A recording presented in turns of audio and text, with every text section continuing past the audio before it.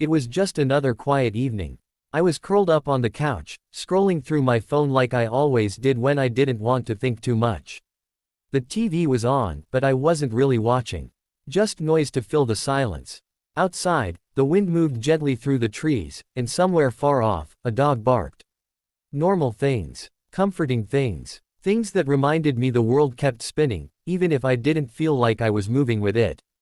I had spent most of the day alone, the same way I had spent the last few weeks. Maybe months, if I was being honest. I had gotten used to it. It was easier that way. No questions, no reminders. Just me, my routines, and my own quiet thoughts. I told myself I liked it that way. Then, out of nowhere, there was a knock at the door. It wasn't loud or rushed. Just 3 soft, slow knocks. I froze. Nobody ever knocked on my door unannounced.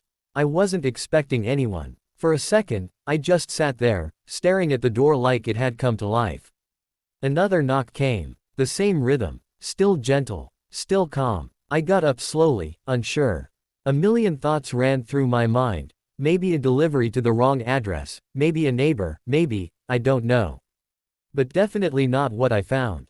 I opened the door. 3 people stood there. 3 strangers. All men. Young, maybe around my age.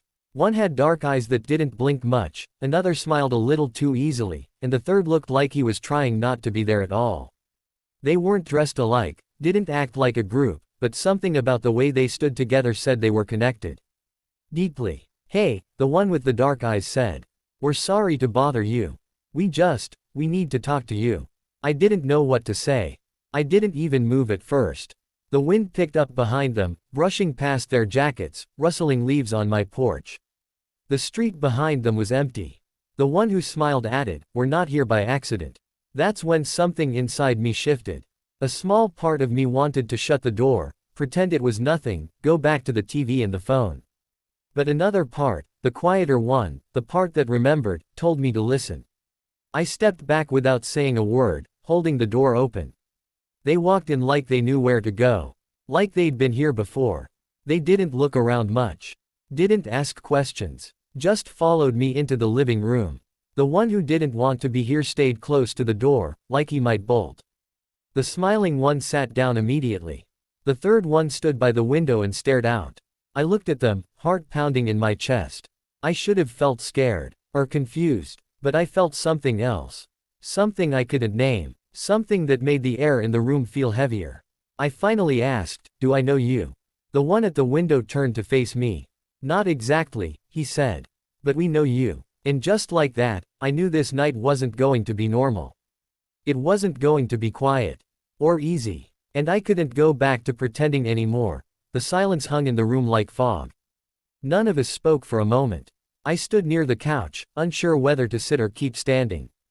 My eyes kept moving between the 3 of them.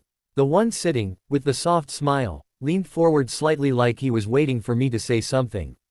The one by the door shifted uncomfortably, his hands shoved deep into the pockets of his hoodie. The one at the window stayed still, staring at me with a calm I couldn't quite understand. "I'm sorry," I said finally. "But, what is this? Who are you?" The one with the smile spoke first. "I'm Leo," he said. "That's Aaron by the door. And he's Milo." He nodded toward the window. Milo gave a small nod in return but didn't say anything. I tried to place the names. Tried to search my memory for any clue, but nothing came up. I didn't know them. At least, not in any way I could explain. "Why are you here?" I asked, a little more firmly this time. Aaron looked away, clearly wanting to be anywhere else.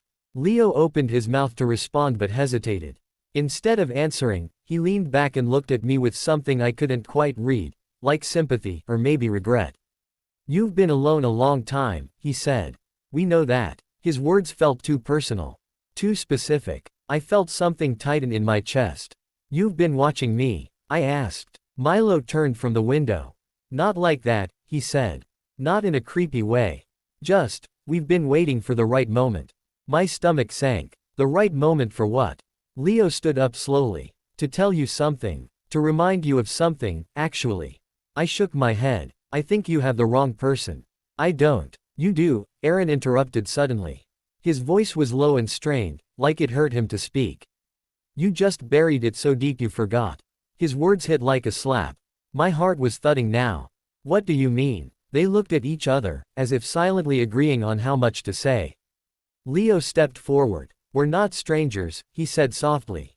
We're connected. You've seen us before, maybe not like this, maybe not clearly. But we're not here by chance. I couldn't look at them anymore. I turned away, walked a few steps to calm myself. This is insane. I don't know any of you. I've never. You've felt it, though, Milo said. That feeling you couldn't explain. That emptiness. That shadow of something just out of reach. I swallowed hard. My throat was dry. Because he was right. I had felt it. All this time, I thought I was just broken.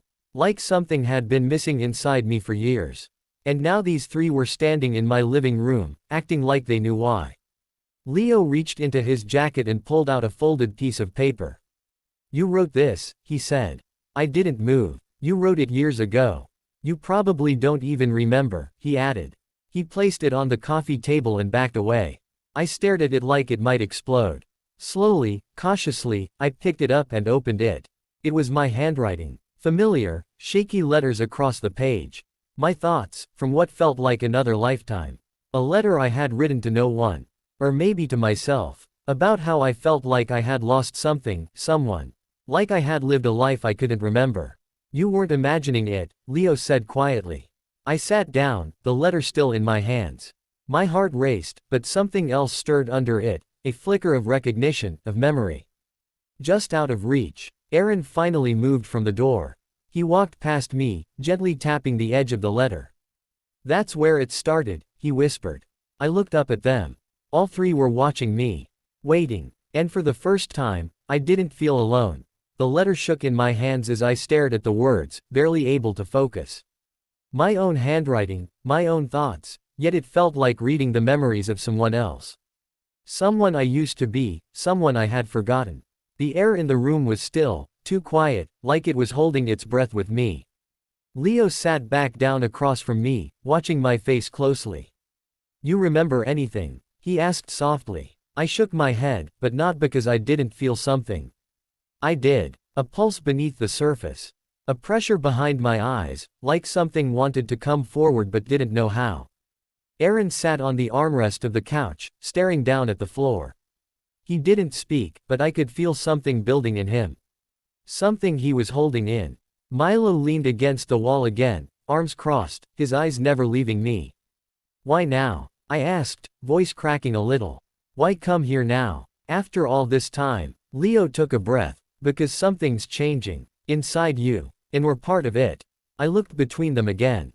They looked real. Spoke like real people. But nothing about this made sense. The feeling, the memories, the letter, it was like reality had split and something else was trying to bleed through. Aaron suddenly stood up. This is pointless, he said, heading toward the door. Aaron, Leo warned gently. No, Aaron snapped, turning around. He doesn't remember. He doesn't want to. This was a mistake. I didn't say that, I said quickly. He stared at me, his jaw tight, his hands clenched. You looked at us like we were ghosts.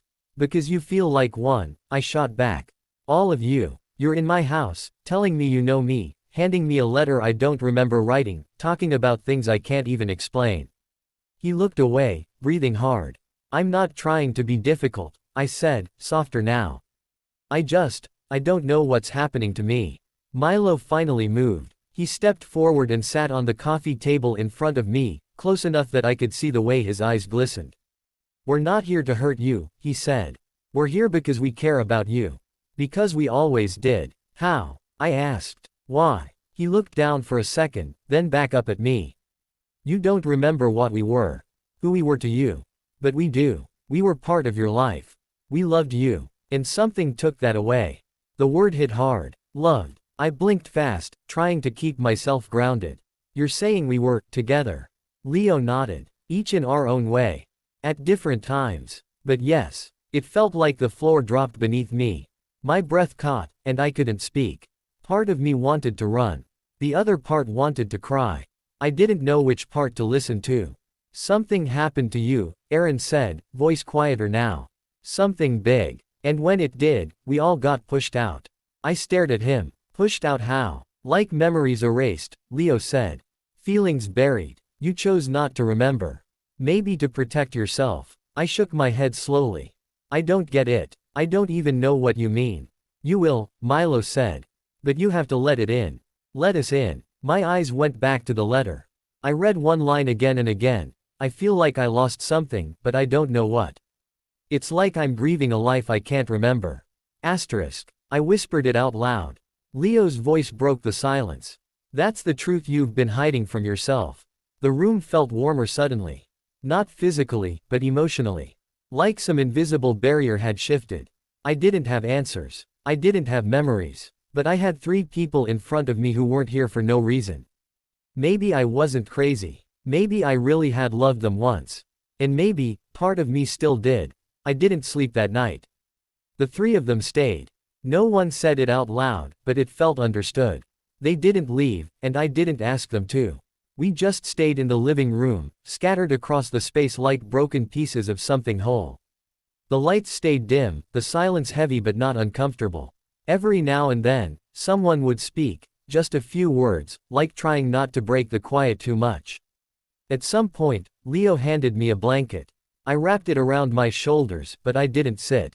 I couldn't. My mind was racing too fast to stay still. I kept looking at them. Watching the way they breathed, the way their eyes followed me. Nothing about them screamed strangers anymore. It was more than familiarity, it was presence. Like they belonged in my life, even if I didn't remember how. Hours passed. Maybe it was early morning when it happened. I touched the folded letter again, fingertips tracing the crease. That's when I felt something. A flicker. A flash. Not like a memory exactly, more like a feeling dragging something with it. I closed my eyes, trying to chase it. The image was faint at first. A hallway. Light coming through stained glass. Laughter. Then a hand, mine, reaching out to another. I couldn't see the face, but I remembered the warmth. A shoulder leaning into mine. The comfort of silence with someone who made it feel safe. I opened my eyes fast, heart pounding. My breath was short. Leo was watching me. You saw something, he said. I nodded. It felt real. Like I was there, but not really. Milo leaned forward. Do you remember the place? No, I whispered. But I remember how it felt. I felt whole. And I think I was in love. Aaron looked down, his voice low. You were. You really were. I sat down slowly on the floor, needing the ground to hold me. Which one of you was it? None of them answered right away. They just looked at each other. Then Leo said, it's not that simple. That didn't help the ache building in my chest. What do you mean? You loved all of us, he said. Differently. At different times. But the love was real. Each time. That should have confused me, or scared me. But somehow, it didn't. It felt like something inside me agreed, like my soul knew even if my mind didn't. Aaron got up and walked to a shelf where I kept some old photo albums. Ones I hadn't touched in years. He pulled one down, the green one with the bent corner. I hadn't looked at that since before. May I? He asked. I nodded. He opened it on the coffee table and flipped through the pages. Most of them were old vacation photos, friends I barely talk to now, silly snapshots of my younger self. Then he stopped at one. My stomach dropped. It was a photo I didn't remember taking. Me, standing between 3 boys. One had Leo's smile. One had Aaron's eyes. One had Milo's crooked posture. We were laughing. We were holding each other. It was blurry, like the moment had been captured in a rush, but it was real. That's us, Milo said quietly. I reached out and touched the photo. It felt like touching a memory I didn't know I had. I felt warmth. A sharp pain behind my ribs. My eyes stung, but I didn't let the tears fall yet. I don't remember this, I said. That's okay, Leo replied. You're starting to. The photo stirred something deeper. Another flicker. A bedroom filled with sunlight. Music playing softly. 2 people dancing. My arms around someone. A kiss on the shoulder. Laughter that felt like home. I blinked hard, trying to hold onto it. But it slipped away again. Why did I forget all of this? I asked. Milo stood. Because remembering would have broken you back then. You weren't ready. But maybe now you are. A sharp knock suddenly echoed in my mind. Not at the door, not now, but from that past. A knock that came with bad news. Something that shattered me. I didn't know what yet. But I felt it. I looked up at them. I want to remember, I said. Leo gave me a soft smile. Then we'll help you, he said. And in that moment, something shifted. Not just in me, but in the space between us. It wasn't just about the past anymore. It was about healing what was lost. The morning sunlight started to slip through the curtains, warm and golden, casting long shadows across the floor. None of us had really slept, but no one seemed tired. There was something restless in the air, like we were all waiting for something to finally rise to the surface. I sat cross-legged on the rug, still wrapped in the blanket, while the others moved quietly around me. Leo made coffee. The smell filled the room, sharp and grounding. Aaron paced slowly near the bookshelves, touching spines he probably didn't even see. Milo sat by the window again, watching the street. With faraway eyes. I held the photo in my hands. The one from the album. I kept studying our faces, hoping one of them would unlock something deeper. The smiles in that picture weren't fake. They weren't posed. That was real happiness, real connection. I could feel it, even if I couldn't remember it. We used to come here all the time, Milo said suddenly. This place, your home, it was our place too. You made it feel like ours. I looked up at him. You mean, we all lived here? He shook his head. Not officially. But we stayed over more nights than not. We cooked here, fought here, loved here. Aaron stopped pacing. And laughed. A lot. You used to laugh so easily. I tried to imagine it. Me, laughing with them. Letting them in. Trusting enough to be soft. That version of me felt far away, but not unreachable. What were we? I asked. Were we, all together at the same time? Leo set the coffee down in front of me, then sat on the edge of the couch. At different times, yes.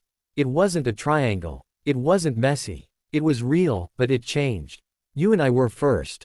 Then Aaron. Then Milo. There were gaps, pauses. But each of us mattered to you.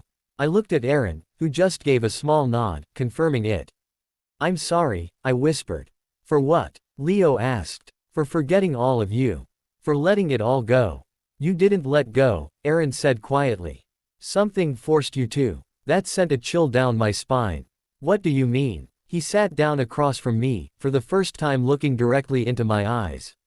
You broke. Something happened. You got a call. After that, everything changed. You stopped talking. Stopped eating. We tried to help, but you shut us out. I tried to think. A call. I felt my heartbeat speed up again. A faint ringing echoed in my ears, like a phone that wouldn't stop. My throat tightened. Leo leaned forward. Do you remember anything about the call? No, I said, almost too quickly. But then I paused. I remember the sound. The way it made me feel. Like something inside me went cold. Like something died. Aaron nodded slowly. We think that was the moment everything fractured. You started forgetting us after that. You erased everything that reminded you of what you lost. But what did I lose? I asked, almost pleading. Milo's voice came from the window. One of us. The words hit me like a blow. I stared at them, waiting. My mouth was dry. Someone died, I whispered. Leo looked down. Aaron closed his eyes. Milo turned back toward me. Yes, he said. I covered my mouth with my hand. I didn't know who. I didn't know how. But the grief, the weight of it, was already pressing down on my chest. Who? I asked, barely able to say it. They were silent for a moment. Then Leo said, that's what you have to remember next. We can't force it. But we're here. We'll stay until you're ready. I felt like the floor beneath me shifted again, just slightly. Like my world was slowly turning back towards something it had forgotten. There was pain ahead. I could feel it. But I also felt something else. I felt their love. Still here. Still waiting for me to return. The house felt different now. Warmer. Sadder. Like it was breathing with me, carrying the weight of everything unsaid. I didn't touch the coffee in front of me. My hands were cold despite the blanket. I just stared at the floor, heart beating in my ears, the word echoing again and again, died. None of them spoke for a while. They gave me space, like they knew what was coming next would be heavy. Too heavy for words until I was ready to carry them. I wanted to remember, I truly did. But there was a part of me, deep and scared, that knew once the truth came, I couldn't undo it. I would have to live with it. I looked at the photo again. Our faces blurred now by my shaking hand. I pointed to it. Which one of you? I asked, voice barely above a whisper. Which one did I lose? No one answered. Not right away. They all looked at each other again. That same quiet exchange they'd done since the beginning. Like they'd practiced this. Prepared for this exact moment. Leo stood up and walked across the room to a small box tucked under the side table. I didn't recognize it. He lifted the lid and pulled something out, a bracelet. Worn, simple, made of blue string and wooden beads. He held it out to me. You gave this to him, he said. You made it yourself. Said it reminded you of the ocean. Of peace. I reached out and took it. The moment my fingers closed around it, I felt something inside me snap. A memory slammed into me. We were sitting on the porch. Late summer. Our legs tangled together. His head on my shoulder. We were laughing about something stupid, some inside joke I couldn't fully grasp now, but it felt light, full of love.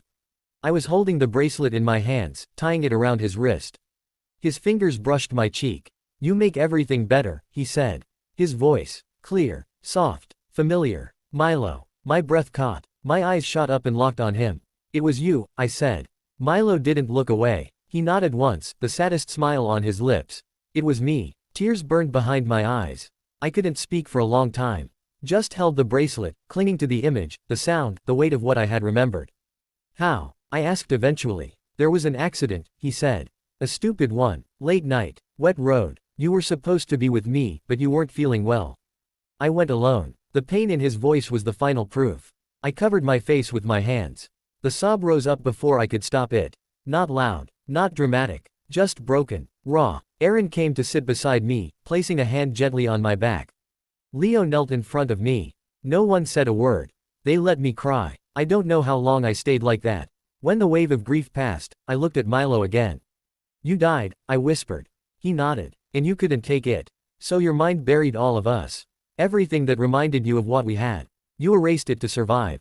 I tried to speak but couldn't. The words didn't come, only the pain. But I never really left, he said gently. You held onto me in small ways. In dreams. In that letter. In the ache you never understood. The room blurred again. I blinked the tears away. Are you real? I asked him. Right now, I mean. He smiled softly. As real as you need me to be. My throat tightened again. I nodded slowly. Aaron finally spoke. We've been waiting for this. For you to be strong enough to face it. And you are. Leo added, you don't have to carry it alone anymore. I looked at each of them, one by one. They weren't strangers. They never had been. They were pieces of me. Of my life. Of my heart. And Milo. He had been the part one couldn't let go of. Now that I had remembered, the grief came rushing back in full. But this time, it wasn't alone. It came with love. And that love, deep, fierce, unforgettable, was still here. Somehow. Still alive in this room. The light in the room changed as the day moved on. It crept in gently, softening the shadows, making everything feel quieter, calmer. I sat still, the bracelet wrapped around my hand now, like a piece of the past I could finally hold. I hadn't let it go since Milo gave it to me. I didn't think I could. Not yet. We didn't talk for a while. There wasn't much to say. The truth had come out. The memories, the loss, the love, all of it sat between us like something sacred. I kept stealing glances at Milo, watching the way he sat, how he smiled when our eyes met, how he didn't look away. I had lost him once. Somehow, he was here now, and I wasn't ready to let go again. Aaron stood by the kitchen counter, arms crossed. He had always been the quiet one. Even now, he looked like he was thinking 10 steps ahead, trying to figure out what came next. Leo sat close to me, not touching, but there. Present. Steady. You okay? Leo asked softly. I nodded. Not really. But also, yeah, maybe. He smiled, just a little. That's how it starts. What does? Coming back to yourself. I looked down at the bracelet again. It's weird. I feel like I'm two people now. The me who forgot and the me who just remembered. You're both, Aaron said, walking over. And that's okay. Milo leaned forward from the chair near the window. You were never supposed to forget. But you did what you had to. We don't blame you. I blamed myself, I admitted. All this time, without even knowing why. I felt broken, like something inside me was missing. It was, Milo said. But not anymore. I looked up at him. Are you really here? I mean, how is this even possible? He shrugged gently. I don't know. Maybe this is your mind giving you a chance to heal. Maybe I'm a memory strong enough to take shape again. Maybe I'm love that never left. His words landed softly, but deeply. I didn't need a clear answer. What mattered was what I felt. And I felt him. All of them. I stood up, slowly, still holding the bracelet. I want to remember everything. Not just the pain, the good stuff too. Leo's face lit up a little. Then let's start there. He pulled out his phone and showed me a video. A short clip. Me and Milo dancing in the kitchen, laughing, flour on our clothes, music playing in the background. I gasped. I filmed it when you weren't looking, Leo said. You were both so happy. I couldn't help it. I watched it again, and again. My eyes filled with tears, but this time they didn't fall from pain. They fell from joy, from recognition. Aaron pulled out a box from his backpack, photos, old notes, little things I had apparently hidden away. As I held each item, more pieces came back. Moments, smiles, kisses, arguments, jokes, a whole life I had buried without realizing. And slowly, I began to laugh. Real laughter. Shaky at first, but full. Free. Milo stood and came over. He reached out and touched my hand. You're coming back to us, he said. I nodded, too overwhelmed to speak. Leo added, and when you're ready, we'll be here. Always. Even Aaron smiled, just a little. You don't have to face anything alone anymore. The fear I had lived with for so long, the emptiness, the confusion, the sadness, started to lift. I didn't feel completely whole yet. But I felt closer. Closer to the love I had lost. Closer to myself. And most of all, closer to the truth. That love like this doesn't disappear. It just waits. Until we're ready to feel it again. The house was quiet again, but not the kind of quiet that weighed heavy. This time, it felt peaceful. Settled. Like something had been put back in its place. The morning after everything, I woke up on the couch, the blanket still wrapped around me. For a moment, I forgot where I was, what had happened. But then I saw the bracelet on the coffee table, right where I'd left it. My chest tightened, not in fear, but in remembrance. It was real. All of it. The memories, the truth, the people I had pushed so far into the back of my mind that I'd convinced myself they were never real. But they were. And somehow, they were still here. Leo came in from the kitchen, holding 2 mugs of coffee. He handed one to me and smiled in that way only he could. Soft, knowing, familiar. You slept through the sunrise, he said. I nodded. I think I needed to. Aaron was leaning against the hallway wall, arms folded, his usual guarded stance. But his eyes had softened. He didn't speak, just nodded at me when our eyes met. Milo stood by the window again, where he always seemed to go. He turned when I looked at him, and his smile reached all the way to his eyes. That look alone made my throat ache. I took a slow sip of coffee. So, what now? Leo sat across from me. That's up to you. I don't know if I'm ready to go back to everything, I admitted. But I don't want to forget again. You won't, Aaron said. Not this time. I looked at Milo. He walked over and knelt in front of me, just like he had that night with the bracelet. You remembered, he said softly.